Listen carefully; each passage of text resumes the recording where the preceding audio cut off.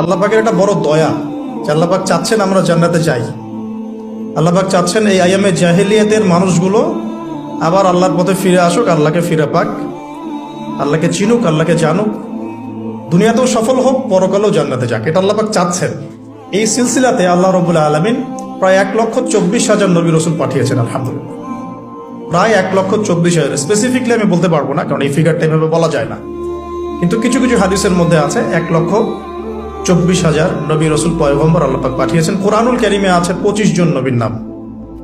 আর আল্লাহ পাক বলেছেন, আমি এমন অনেক নবী চলে গেছেন যাদের নাম তোমাকে জানাইনি, যাদের কথা আমি তোমাকে বলি নাই, হে নবী সাল্লাল্লাহু আলাইহি ওয়াসাল্লাম।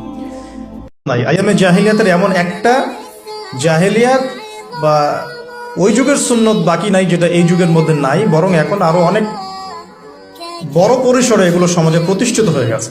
এটাই সত্য, এখানেই ফুল স্টপ করতে হবে। যদি না করেন তাহলে এটা আপনার জ্ঞানের দৈন্যতা অথবা অহংকার। এখানে আমি ঝগড়াও করতে যাব না কারোর সাথে।